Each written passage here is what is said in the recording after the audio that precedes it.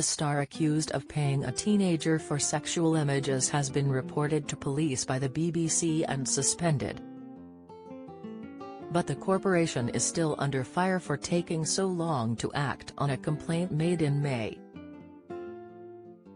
BBC Director General Tim Davie claimed the presenter was dropped after new allegations came to light. Labour's Rachel Reeves said, "The BBC needs to get a grip. We seem to lurch from one scandal to another. BBC bosses are under scrutiny over taking so long to suspend the presenter accused of paying a teenager £35,000 for sexual images over the past 3 years." The broadcaster has now reported the allegations to police. But questions remained over why the star has only just been dropped, 7 weeks after the allegations were made on May 19. And it was claimed yesterday he had attended an awards ceremony along with BBC bosses last month. Refusing to name the host also led to wild speculation online over the identity of the figure. 3 stars, Gary Lineker, Rylan Clark, and Jeremy Vine, had to issue denials after their names were mentioned.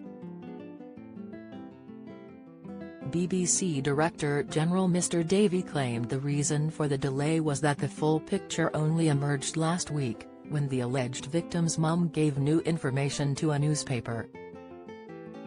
But Labour's Ms Reeves urged the BBC to get its house in order, after it was hit by the 3rd scandal this year.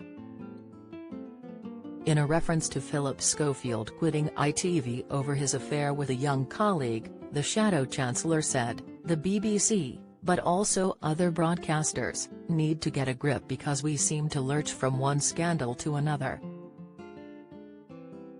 The idea that some presenters think they can act with impunity and get away with these sorts of things calls into question the ethics, the investigations, how long these things take. When serious allegations are made, I don't think it is right that people stay in those jobs while investigations go on. There needs to be a full investigation.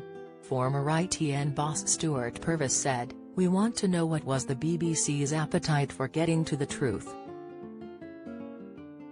One BBC colleague who was at the party with the presenter at the centre of the claims added, "If this man was aware of what was hanging over him, he certainly didn't show it." It is thought BBC bosses last week contacted a police unit which deals with crime involving high-profile individuals. The new information proved to be a trigger for more action. It could have been that the alleged victim, now 20, was reportedly 17 when it was alleged they first started being paid for the explicit snaps. It is an offence to make, distribute, possess or show any indecent images of anyone aged under 18 even with their consent. It is also an offence to ask a child under 18 to send a sexual image of themselves. Causing or inciting sexual exploitation of a child carries a maximum jail penalty of 14 years. The Met said it has received initial contact from the BBC over the claims but no formal referral or allegation has been made. In a message to staff, Mr Davie, who yesterday had a phone meeting with Culture Secretary Lucy Fraser over the scandal, insisted he took the claims incredibly seriously. He added, "The BBC became aware of a complaint in May. The investigations team have been looking into this and have been actively following up. New allegations, of a different nature, were put to us on Thursday, and in addition to our own inquiries we have also been in touch with external authorities. We have suspended a member of staff." The alleged victim's mum claimed the presenter started paying for the pictures in 2020. She said the aim of her complaint to the BBC was to stop it happening but alleged a payment for £1,000 arrived in June. The BBC was engulfed in scandal earlier this year after it suspended Match of the Day host Lineker for tweeting in defence of asylum seekers. It reinstated him after an outcry. Chairman Richard Sharp later quit for not declaring his part in helping former Prime Minister Boris Johnson get a loan.